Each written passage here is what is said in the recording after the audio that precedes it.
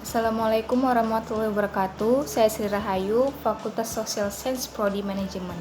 Nah, di sini saya akan membuat tutorial cara penginputan neraca. Bagaimana cara membuat neraca tahunan dari salah satu perusahaan. Nah, di sini saya mengambil laporan keuangan pada perusahaan PT Delta Jakarta Tbk. Baik, di sini sudah saya buat lembar kerja neraca yang sudah saya siapkan. Nah, di sini saya pakai laporan keuangan PT Delta Tbk neraca 31 Desember 2019. Nah, untuk memudahkan kita membuat neraca, kita melihat neraca lajurnya. Karena neraca lajur ini dapat membantu kita mempermudah dalam laporan keuangan. Nah, ini bentuk laporan neraca lajur yang sudah saya buat. Nah, ini bentuk neraca lajurnya. Nah, neraca lajur ini dapat membantu kita mempermudah dalam laporan keuangan. Salah satunya neraca yang saat ini. Nah, untuk membuat neraca, kita lihat neraca lajur. Nah, di neraca ini ada aktiva dan pasiva. Di mana aktiva ini untuk semua harta, baik harta lancar maupun harta tetap. Sedangkan pasiva ini adalah hutang dan modal. Nah, baik yang pertama kita buat harta lancar dulu di aktiva. Harta lancar. Nah, untuk akun harta lancarnya ini bisa kita ambil di neraca lajur. Yang di sini ada kas dan setara kas, kita ambil, kita copy paste saja karena di sini saya menggunakan Excel.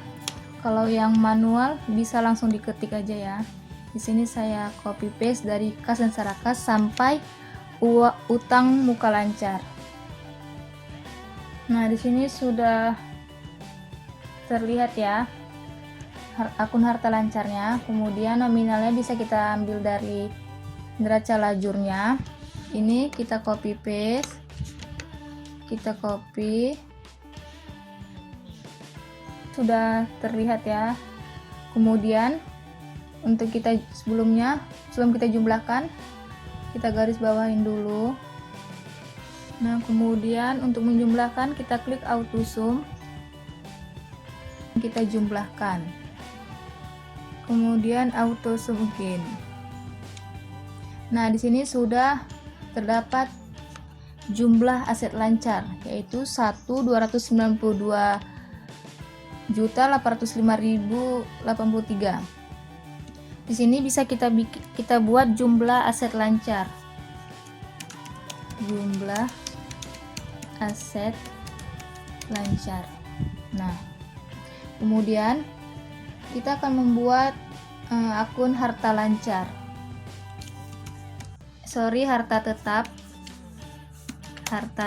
ya, tetap. Nah, akunnya juga nama-namanya juga bisa kita ambil dari neraca lajur. Dan di sini ada piutang tidak lancar sampai aset tetap. Kita copy, kemudian kita paste. Nah, sudah terlihat ya. Nah, untuk nominalnya bisa kita ambil juga di sini.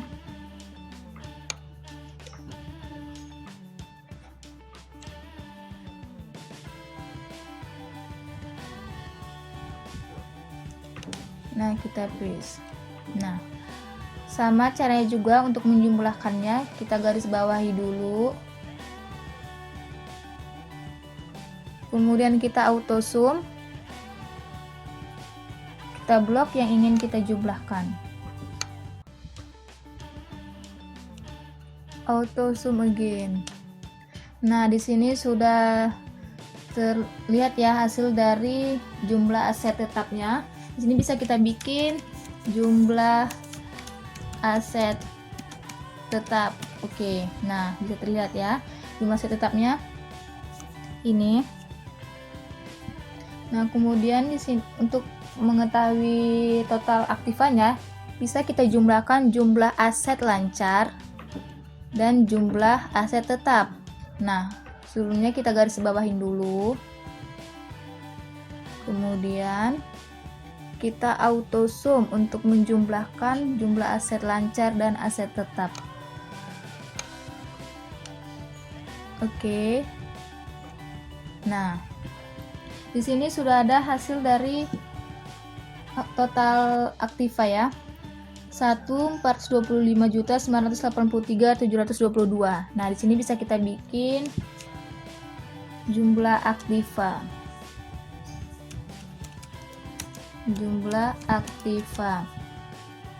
Nah, kemudian kita masuk ke pasiva untuk kita lihat apakah hasilnya itu sama atau tidak. Nah, di jumlah pasiva ini ada utang jangka pendek dan modal atau equity.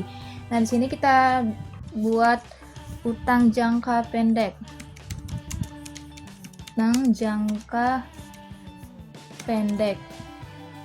Nah, untuk nama akunnya bisa kita ambil juga di neraca lajur. Nah, di sini ada utang jangka pendek dari utang usaha pihak ketiga sampai kita copy ya sampai kewajiban imbalan. Nah, kita copy.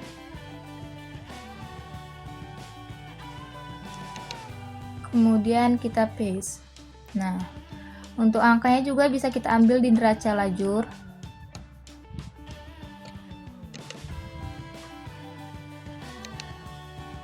Paste. Nah, untuk mengetahui hasilnya, kita jumlahkan. Kita garis bawahin dulu. Kemudian kita auto sum. Kita blok.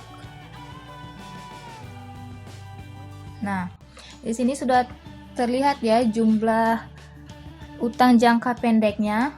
Di sini kita bikin jumlah utang jangka pendek. Nah, ini total jumlah utang jangka pendeknya ya.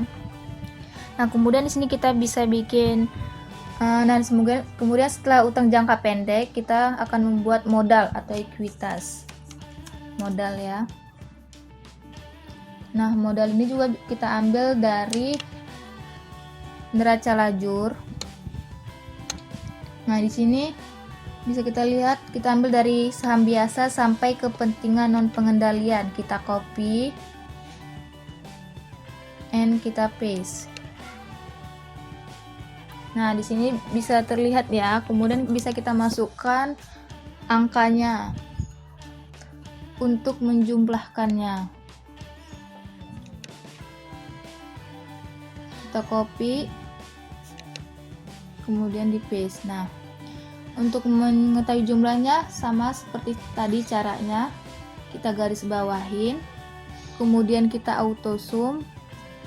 Nah, yang ingin kita jumlahkan kita blok again.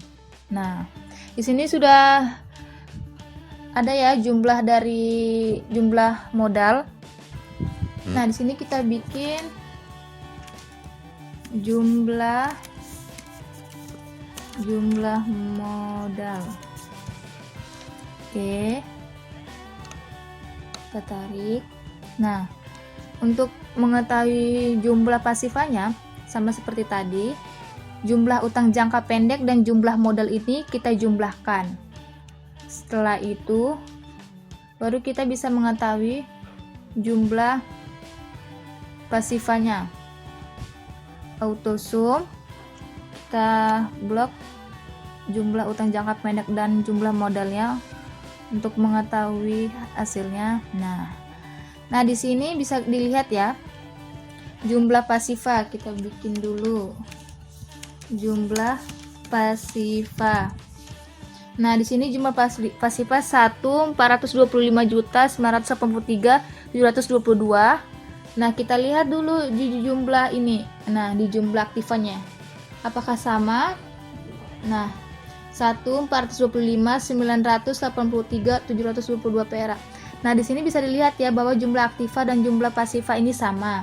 Nah, yang berarti bisa kita ketahui bahwa neraca ini benar bisa dilihat bahwa jumlah aktiva dan pasiva sama.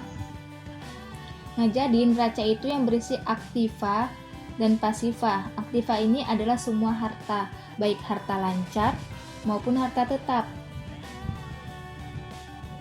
Nah, sedangkan pasiva ini adalah kewajiban perusahaan yang harus dibayar.